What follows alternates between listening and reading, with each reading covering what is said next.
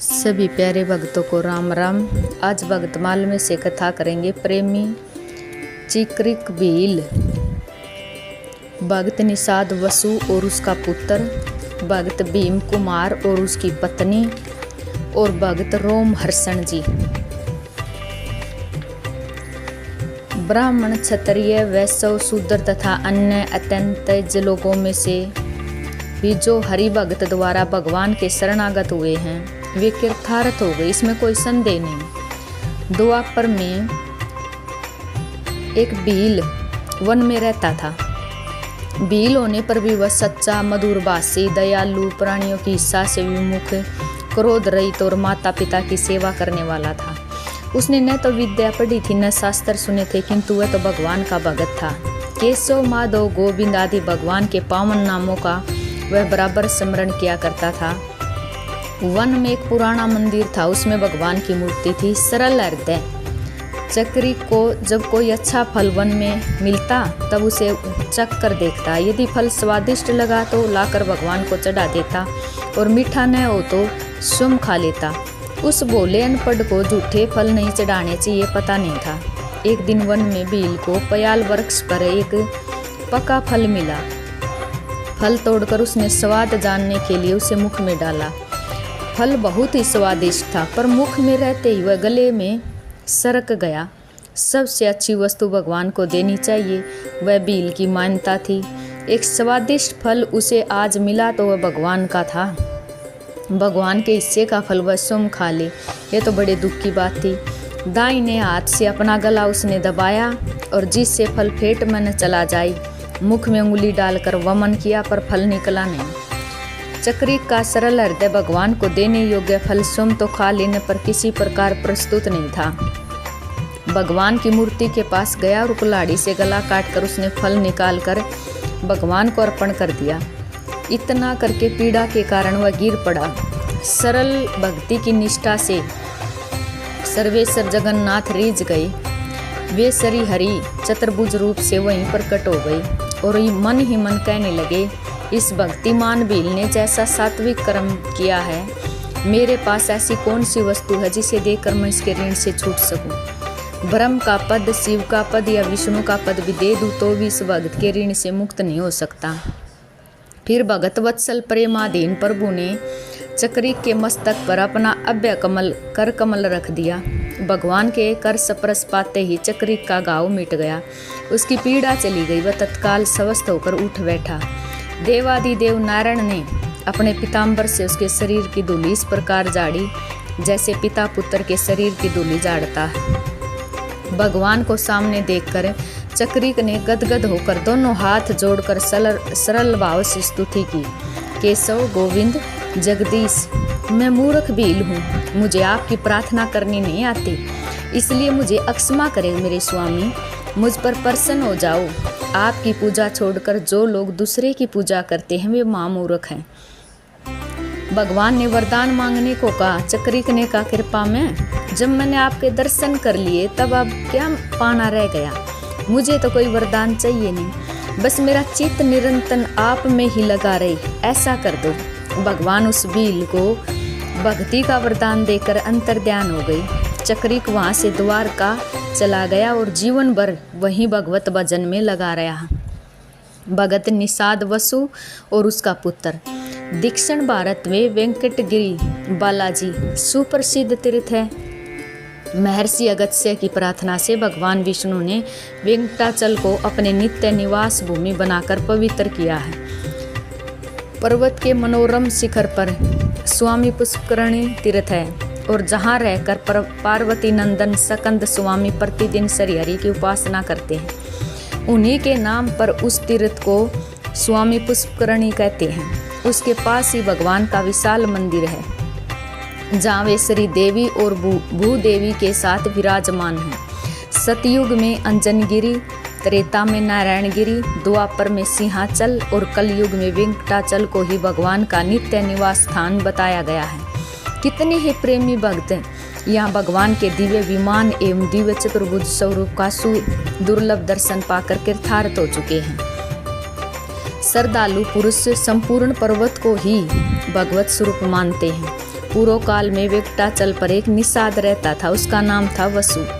वह भगवान का बड़ा भगत था। प्रतिदिन स्वामी पुष्करणी में स्नान करके श्रीनिवास की पूजा करता और सावा के भात में मधु मिलाकर वहीं श्री भूदेवियों सहित उन भोगों के लिए निवेदन करता। भगवान के उस प्रसाद को वह पत्नी के साथ सौंप पाता था। यही उसके नित्य का नियम था। भगवान श्रीनिवास उसे प्रत्यक्ष दर्शन देते, उससे वार्तालाप करते थे। उसके और भगवान के बीच में योग माया का पर्दा नहीं रह गया था। उस पर्वत के एक भाग में सावा का जंगल था। वसु उसकी सदा रखवाली किया करता था, इसलिए कि उसी का चावल उसके प्राण आधार प्रभु के भोग में काम आता है। वसु की पत्नी का नाम था चित्रवती। वह बड़ी पतिव्रता थी। दोनों भगवान की आराधना में संलग्न रहकर उनके सानिध्य का दिव्य सुख लूट रहे थे। कुछ काल के बाद चित्रवती के गर्भ से एक सुंदर बालक उत्पन्न हुआ। वसु ने उसका नाम वीर रखा। वीर यथा नाम तथा गुण तथा उसके मन पर शैशव काल से ही माता पिता के सच्ची भगवान चिंतन का गहरा प्रभाव पड़ने लगा। जब वह कुछ बड़ा हुआ, वह प्रत्येक कार्य में पिता का हाथ बटाने लगा। उसके अंतःकरण में भगवान के प्रति अनन्य भक्ति का भाव भी जग चुका था। भगवान बड़े कौतुकी हैं। वे भक्तों के साथ बाती बाती के खेल खेलते हैं, उनके प्रेम एवं निष्ठा की परीक्षा भी लेते रहते हैं। एक दिन वसु को ज्ञात हुआ कि घर में मधु नहीं है। भगवान के भोग के लिए भात बन चुका था। वसु ने सोचा, मधु के बिना मेरे प्रभु अच्छी तरह भोजन नहीं कर सकेंगे। अतः वह वीर को सावा के जंगल और घर की रखवाली का काम सौंपकर पत्नी के साथ मधु की खोज में चल दिया। बहुत विलंब के बाद दूर के जंगल में मधु का छत्ता दिखाई दिया। वसु बड़ा प्रसन्न हुआ। उसने युक्ति से मधु निकाला और घर की ओर प्रस्थान किया। इधर निषाद कुमार वीर ने यह सोचकर कि भगवान के भोग में विलंब हो रहा है, तैयार किए हुए भात को एक पात्र में निकाला और उसमें से कुछ अग्नि में डाल दिया और शेष सब भात वृक्ष की जड़ में स्थापित करके भगवान का आह्वान किया। भगवान ने प्रत्यक्ष प्रकट होकर उसका दिया हुआ भोग स्वीकार किया। तत्पश्चात प्रभु का प्रसाद पाकर बालक वीर माता पिता के आने की बाट देखने लगा। वसु अपनी पत्नी के साथ जब घर पहुंचा तब देखता है वीर ने भात में से कुछ अंश निकाल कर खा लिया है। इससे उसे बड़ा दुख हुआ। प्रभु के लिए जो भोग तैयार किया गया था उसे उस नादान बालक ने उच्छिष्ट कर दिया तथा इसका अक्षम्य अपराध है। यह सोचकर वसु कुपित तो उठा। उसने तलवार खींच ली और वीर का मस्तक काटने के लिए हाथ ऊंचा किया। इतने में ही किसी ने पीछे से आकर वसु का हाथ पकड़ लिया। वसु ने पीछे वृक्ष की ओर घूमकर देखा तो भगत वत्सल भगवान स्वयं उसका हाथ पकड़े खड़े हैं। उनका आधा अंग वृक्ष के सहारे टिका हुआ है। हाथ में शंख चक्र और गदा सुशोभित है। मस्तक पर किरीट, कानों में मरका कराकृति कुंडल और अधरों पर मंद मंद मुस्कान, गले में कुष्ठमणि की छटा छा रही है। चारों ओर दिव्य प्रकाश का पारावार सा उमड़ रहा है। वसु तलवार फेंककर भगवान के चरणों में गिर पड़ा और बोला, देवेश्वर आप क्यों मुझे रोक रहे हो? वीर ने अक्षम अपराध किया है। भगवान अपनी मधुर वाणी से कानों में अमृत उड़ेलते हुए बोले, वसु तुम उतावली न करो। तुम्हारा पुत्र मेरा अनन्य भक्त है। यह मुझसे तुमसे भी अधिक प्रिय है, इसलिए मैंने इसे प्रत्यक्ष दर्शन दिया। इसकी दृष्टि में मैं सर्वत्र हूँ, किंतु तुम्हारी दृष्टि में केवल स्वामी पुष्करणी के तट पर ही मेरा निवास है। भगवान का यह वचन सुनकर वसु बड़ा प्रसन्न हुआ। वीर और चित्रवती भी प्रभु के चरणों में लौट गए। उनका दुर्लभ कृपा प्रसाद पाकर यह निषाद परिवार धन्य धन्य हो गया। भगत भीम कुमार और उसकी पत्नी। दक्षिण में वेंकटाचल के समीप पूर्व ग्राम में एक कुमार रहता था। उसका नाम था भीम। वह भगवान का बड़ा भगत था। साधारण लोगों को उसकी भाव भक्ति का कुछ भी पता नहीं था, परंतु अंतर्यामी वेंकटनाथ उसकी प्रत्येक सेवा बड़ी प्रसन्नता के साथ स्वीकार करते थे। कुमार और उसकी पत्नी दोनों भगवान श्रीनिवास के अनन्य भगत थे। इन्हीं दिनों भगत परवर महाराज तोंडमान प्रतिदिन भगवान श्रीनिवास की पूजा सुवर्ण में कमल पुष्पों से किया करते थे। और एक दिन उन्होंने देखा भगवान के ऊपर मिट्टी के बने हुए कमल तथा तुलसी पुष्प चढ़े हुए हैं। इससे विस्मित होकर राजा ने पूछा, भगवान ये मिट्टी के कमल और तुलसी पुष्प चढ़ाकर कौन आपकी पूजा करता है? भगवान ने कहा, कूर्म ग्राम में कुमार है जो मुझ में बड़ी भक्ति रखता है। वह अपने घर में बैठकर मेरी पूजा करता है। मैं उसकी प्रत्येक सेवा स्वीकार करता हूँ। राजा तोंडमान के हृदय में भगवत भक्त के प्रति बड़े आदर का भाव था।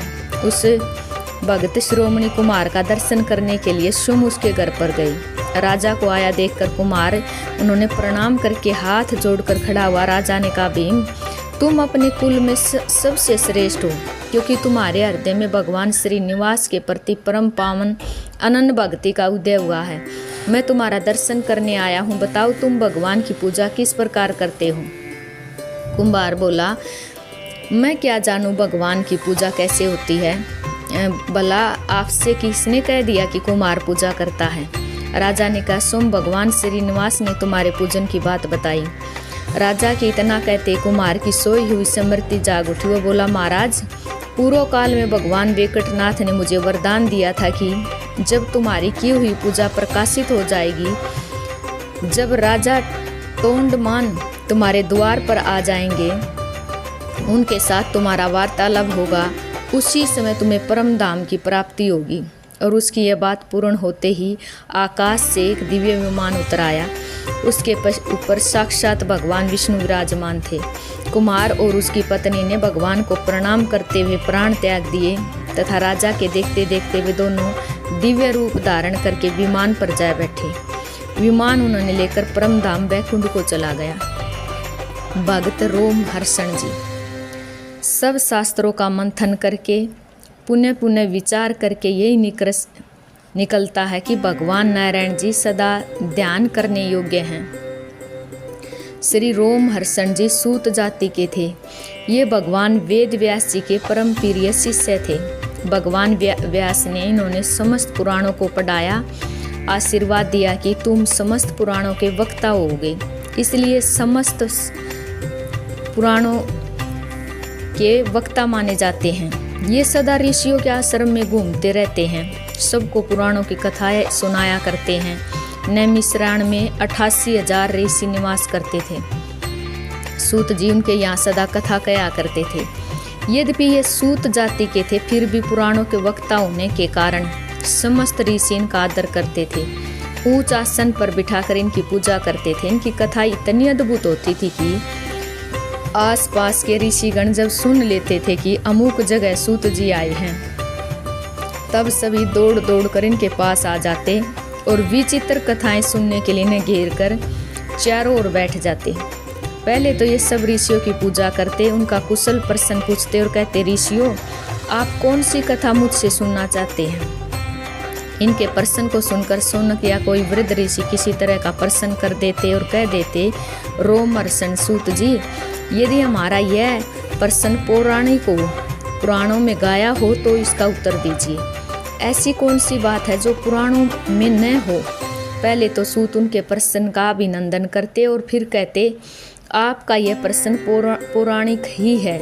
इसके संबंध में मैंने अपने गुरु भगवान व्यास जी से जो कुछ सुना है उसे आपके सामने कहता हूँ, सावधान होकर सुनिए।